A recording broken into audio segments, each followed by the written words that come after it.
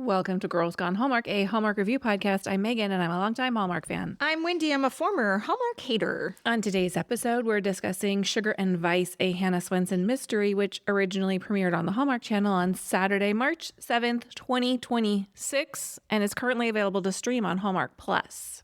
Hey, we invite you to come join our Patreon. We are patreon.com/Megan and Wendy for a mere $5 a month. Less than a tank of gas here in California right now. Less than a gallon of gas. Oh, yes, you're right. A gallon of gas. Could you imagine a tank of gas for $5? It would be amazing. You're right. Less than a gallon of gas here in California. We have 4 new episodes a month for you. You know, you're just going to have to come experience it yourself. I really would recommend that. And you do get your first week completely free over there. That is linked in our show notes. But you know what else is also linked in our show notes? The very exciting link to our brand new Girls Gone Hallmark initiative. Oh, Megan is through the roof on this, guys. I thought you were too. I am. Okay. You know me in books, though. And if you're a Patreon listener, you know. You can do the audio. I'm definitely doing the audio. Hey, we are launching the first ever Girls Gone Hallmark book club featuring Paris is Always a Good Idea, the book that the new Lacey Chabert limited series is based on, coming exclusively to Hallmark Plus. We don't have an exact launch date for that show. I'm guessing like mid-June after The Way Home ends. Mm-hmm. But we don't know. That's a guess. So there is a link to sign up for the waiting list for that book club, and you'll be notified the second that launches. It is launching very soon here, so get signed up and you'll get all the details to join the book club. It's free too. Totally free, and you can get the book from your local library to make the experience completely free. So again, that link is in our show notes. Let's talk Hannah Swensen, Sugar and Vice. Sugar and Vice, Hannah Swensen. I always want to put the name first before the title. Yeah, I hear you. Sugar and Vice. A Hannah Swensen Mystery. Hannah finds a body at the grand reopening of the Lake Eden Inn. When a storm traps everybody inside, Hannah must find the culprit before the road clears and the killer escapes. Peter Benson directed Sugar and Vice, a Hannah Swensen Mystery. This movie marks Peter's directorial project. His recent work includes The More the Merrier, Christmas Above the Clouds, and Return to Office. Alison Sweeney wrote the screenplay for Sugar and Vice. This marks her 4th writing credit in the Hannah Swensen franchise. She also serves as producer and lead starring as Hannah. Wowie Zowie Victor Webster returns as Chad Norton. We last saw Victor on Hallmark in 2025 with back-to-back Hannah movies, Reality Bites and Pie to Die For, respectively. Is this all he's working on lately? Just Chad Norton? I need a Wowie Zowie romance. Rom-com. Give me something. Yeah. Barbara Niven co-stars as Hannah's mom, Dolores. Barbara also appeared in Reality Bites and Pie to Die For in 2025, as well as Christmas Baby. Mike Dupont returns as Sheriff Ealing and blossoming love interest for Dolores. Mike has 204 acting credits and has appeared in 5 previous Hannah Swensen mysteries. Juliana Wimbles plays cookie jar colleague Lisa. This marks her 48th acting credit, but Juliana has also been busy screenwriting as she recently penned Romance at Hope Ranch starring Alison Sweeney. Tess Atkins returns as Hannah's sister Michelle. This is her 25th acting credit, and she has been a part of the Hannah Swensen universe since Sweet Revenge in 2021. When I'm putting these notes together, the sister triangle, I need a reminder every single time. There's another sister, right? Yeah, played by Lisa DeRupt. Where was she in this episode? They seem to swap them in and out. It's weird to me. Also, Norman is completely missing. Oh, I got tons of notes about Norman. Okay. Warren Lee plays hotel employee Bobby. This is Warren's 14th acting credit, and he previously appeared in Reality Bites as well as Aurora Teagarden Mysteries Something New. Paul McGillian plays Kurt Howe. You may recognize Paul from his role as James McLeod on Providence Falls. Interestingly enough, Paul will appear in this weekend's Nellie Knows Mysteries, All Manners of Murder. Back-to-back mysteries. Back to back. Tom Stevens appears as Daryl with 47 acting credits. Tom's last role on Hallmark was in North to Home in 2022. Tegan Vince plays Kurt's wife, Cheryl. Tegan has 62 acting credits and has appeared on Hallmark before. But also noteworthy is her role as Marcia Cross in the unauthorized Melrose Place story, I Can See It. That red hair. That red hair, Yeah. Yeah. Marley Collins plays ill-fated Brandy Wine. Justice for Marley Collins. She has 34 acting credits, which includes The More the Merrier and The Real West. She needs a much more substantial role than Brandy Wine. Gone too soon. Yes. Let's take a quick break.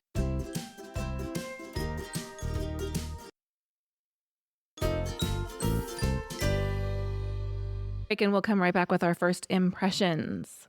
Hey, Wendy, what is your first impression of Sugar and Vice? If someone calls 911 from the Lake Eden Hotel and Spa, please make sure to say the entire name of the Lake Eden Hotel and Spa so emergency services know exactly which Lake Eden Hotel and Spa you're referring to. Did you catch that at all? My first impression is this Hannah Swensen or the Halloween episode of Beverly Hills 90210 season 2? My God, you nailed it. Nailed it. Thank you. There was a vibe there, and I couldn't put my finger on it. That was it. Yay. That was it.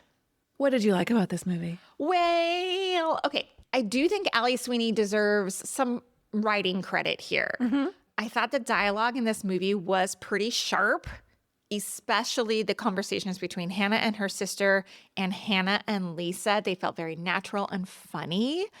The standout line for me in this entire movie was when Lisa says to Hannah, "Oh, I never get to be around for this part." The part where you find the body. It's the best. I thought I cackled. Me too. I love that sort of self-aware humor.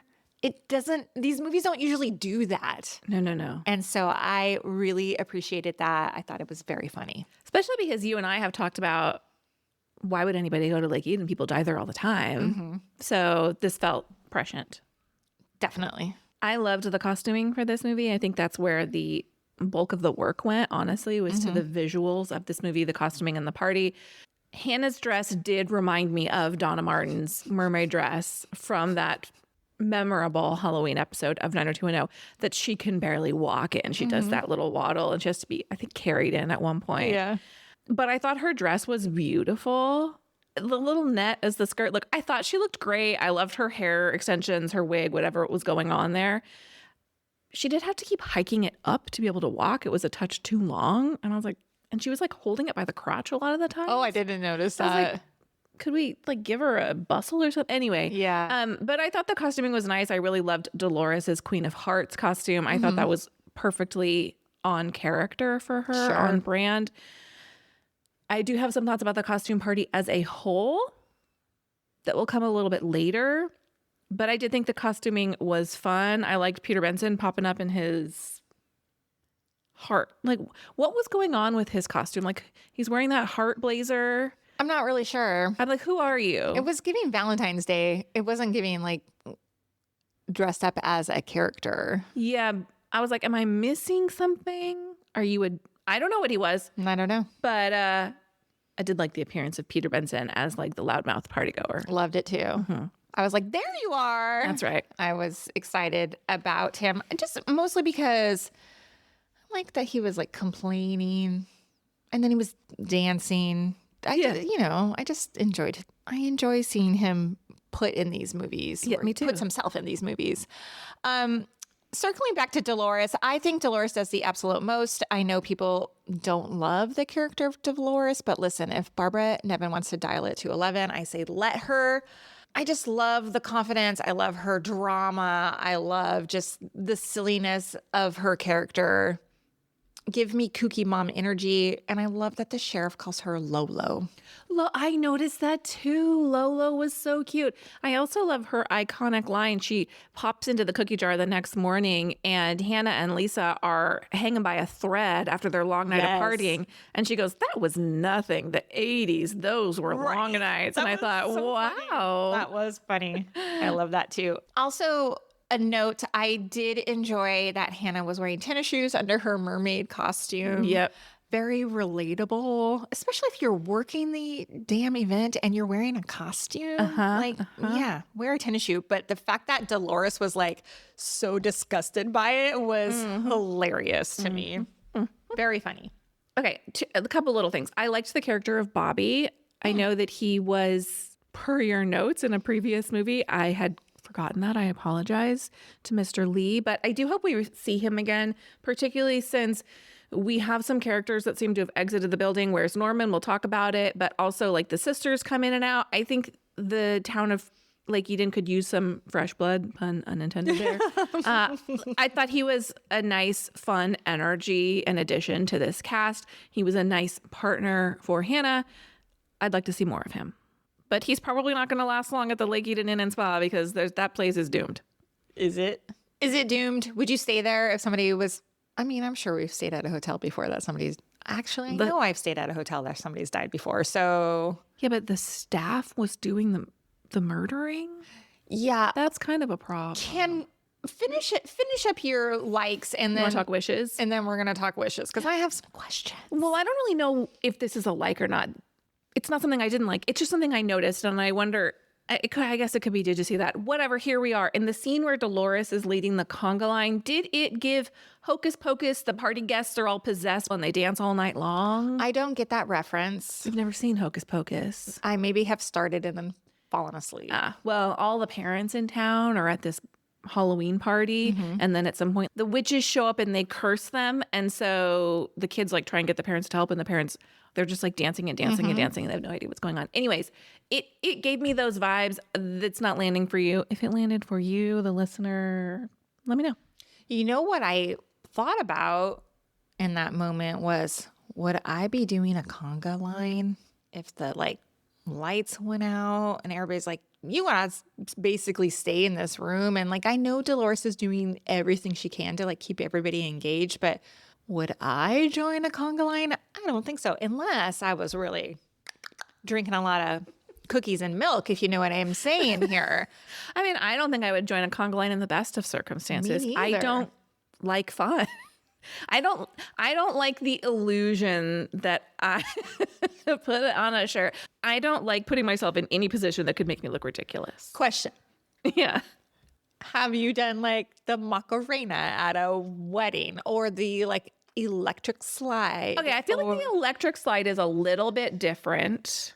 Why? I don't know. Okay. But at least yes, I have done the electric slide. Have I done the Macarena? Not in the last 20 years. A limbo? Oh, God, no. Give me a break. Chicken dance? No. No, I know. I'm no fun either. I'll No, sit we around had, the like, table and watch. With our wedding DJ, we had like a long list of do not play these songs. And I'm pretty sure the chicken dance was on there. No YMCA. Although YMCA. Although I would do a YMCA probably. So would I.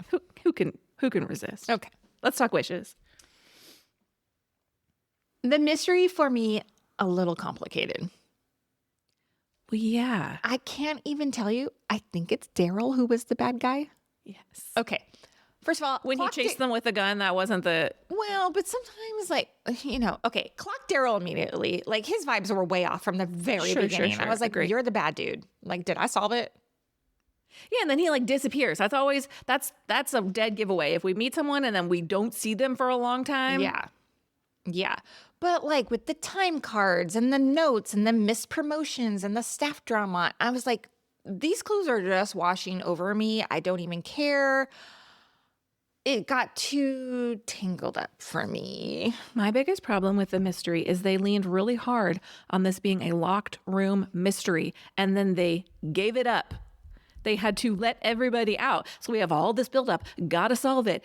We have to create this pretense that the roads are closed and keep them closed for longer than we should and do the conga and all of this. Yeah. And then the party ends and they send everyone on their way and they had not solved this mystery. That is my biggest problem, is the investigation was not great. No. They have a dead body in a room. They lock secure the room, right? And then they're just like letting everybody. No, don't you just like shut that shit down and like start interviewing everybody who's at the party? Yeah, like you need to like bring in a row of folding chairs, sit everybody the hell down, and everybody needs to be questioned and Right. released once they've been cleared. It was a mess. I was like, is the sheriff not good at his job? But what was weird to me is they were like, well, we don't want to create panic, but the sheriff and Chad were the ones who needed to be like, well, Chad's a DA, right? Yes. Why is the DA doing all of this investigating in this episode? He shouldn't be. Like, as much as Hannah shouldn't be, right? They've just Right. like, they've fully given up on the fact that Hannah is not a detective. And they're like, yeah, you go help us out with that. Yeah. Look, the sheriff and the DA do not have any obligation to the owner of the Lake Eden Inn and Spa to not turn this into a panic situation. Like, I understand that that's not what you want on your grand reopening moment. Too bad. We've had a murder. Party's over. Now we got to conduct some business. Well, and isn't the safety of the public the utmost importance? And they just keep sending people off on their own. They're like, Hannah, you go do this. I'm like, you're going to let her walk the halls by herself? Right. What are we doing? Yeah, I didn't quite understand that. We don't want to create panic, but we're going to let a murderer just be amongst us in the building here? Yeah, because I'm trying to think of like another locked room mystery. And did you watch the show The Residence on Netflix last year? I don't think so. It takes place in the White House and a staff member is murdered. And I don't think it's a secret that this person has been murdered, but they're questioning all of these people. And it's kind of a similar situation. I think the idea that they were keeping the murder a secret was a mistake. That's all. That's not all. I got more. I got some more too. Where the freak was Norman? Mm-hmm. You're telling me that this huge party at the Lake Eden Hotel and Spa, the social event of the year, and the town dentist, Norman, simply not there? Not even mentioned. Not even mentioned. At this point, I'm convinced they bring Norman in as a killer just to get Hannah's attention. I mean, Sister Michelle is basically an afterthought in this movie as well. Totally. She's here, but I would have loved to see her and Hannah working together. They have a fun line when they show up at Lolo's house and the sheriff's leaving. They're like, well, I don't like that at all. Great. But let's dig into that a little bit more. I think so too. Can we talk about Chad? Let's talk about Chad. Now, I love me some Wowie Zowie. I love Chad as Hannah's love interest, but I needed to see them spend more time together. If these two non-detectives are going to be detecting the mystery, maybe they could work together. Mm-hmm. Also, their relationship appears to be in a good place, although it still appears to be in its newest stages. Again, timeline is weird because it's been months in real time, but who knows how long it's been. She's still acting like surprised when he like kisses her. You're right. They're not into that settled relationship place, but I need to see some sort of plot point surrounding their relationship. There wasn't a lot of conflict outside of the murder itself. Right. And so I'm going to need somebody to be working through something. It doesn't need to be bad. They could be together. They can be endgame, but I needed something else to be happening in the town of Lake Eden. Well, that is really thoughtful commentary. My notes say, I need more electricity here. Oh, sure. I love, I'm real sweet on Victor Webster. Sure. And especially joining this cast. I just like his male energy. But I agree, it gets a little old with the like she's surprised, like that he kissed her and that Right. she's seen by him. It's giving like second date energy. Yes. And I think back to Amy and Travis from Mystery 101. That was like, you could feel the sexual tension through the TV. Right. I need that. And we know Victor Webster can bring that. I know. So Watch Working Moms, y'all. I need some watch Working Moms. Yeah, I need something else. But I think your commentary is spot on. I need some sort of like outside force. Something. Yes. Something that's going to move this forward some. Are you ready for Did You See That? I am. I have a question. Tell me. I actually Googled this question and it was, is there a difference between a costume party and a masquerade ball? And in fact, there is. And to me, it seemed like, this isn't a did you see that? I guess it's a wish. I don't really know what's happening here. But to me, it seemed like they couldn't decide which was which in this movie because you got some people in costumes, some people in masks. Yeah. Just everything all at once. Come in disguise of some sort. Yeah. Because you're right. It was kind of costume. It was costuming. Like Lisa was dressed up as Dorothy.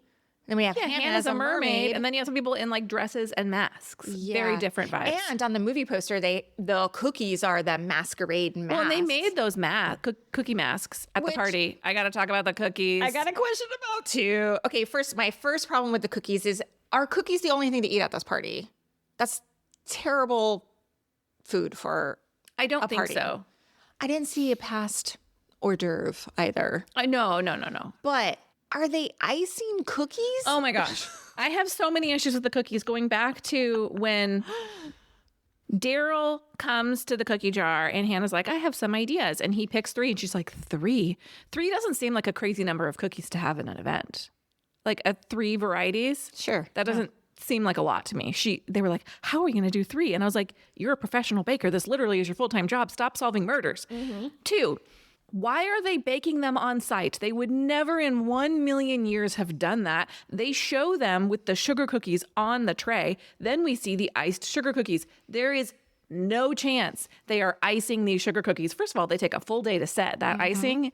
Second of all, it probably takes 15 minutes per cookie to ice those. So what are we doing? We are not baking those. Oh, let me just go throw those in the oven. And no.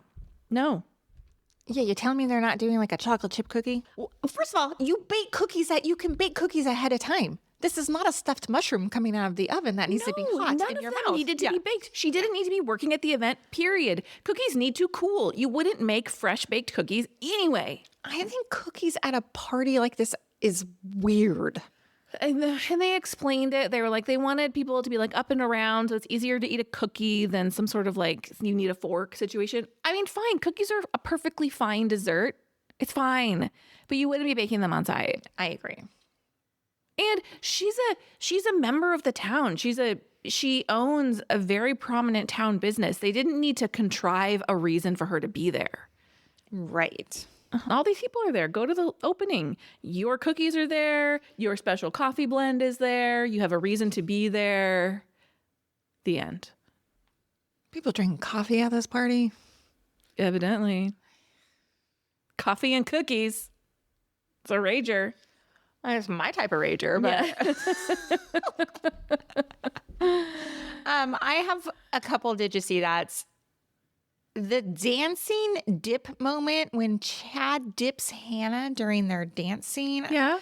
It's a lot of décolletage for Hallmark. Oh.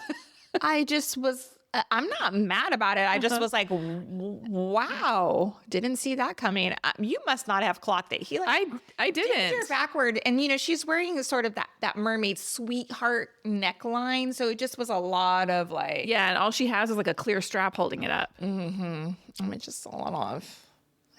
I don't care, but I just was like, wow, Peter Benson did something here. My other, did you see that? It's kind of a wish, kind of a question. Did the cheating husband storyline just disappear? The whole subplot where Kurt's wife comes to Hannah and Dolores and she's like, they were like a little bit afraid of her in the alleyway. Yeah. And she's like, no, I'm not asking for help for her cheating husband. And then like, did that ever get wrapped up? Did anything ever happen there? I mean, he gets exonerated as the killer, so I suppose there's that. But he still was a cheater, and that's what the wife was pissed off about. yeah. And I did like that she's like, I wouldn't have killed her. I would have killed him. Like, no, right? But I was like, please, I hope this continues into like the next movie, but I doubt it's going to. I just was like, well, No, why there's no do that? way. Why? You're right. It was unfinished. Unfinished, right?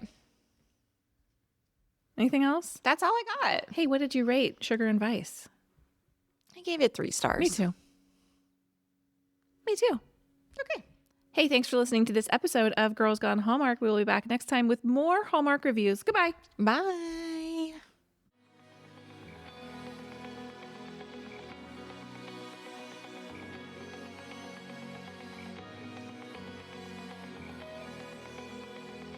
All right, friends, before we go, just a quick heads up. You're about to hear some ads. These little gems help us keep the show running and the Hallmark love flowing. So do with that info what you will. Grab a snack, hit the skip button, or maybe, just maybe, listen in and discover your new favorite product. Bye.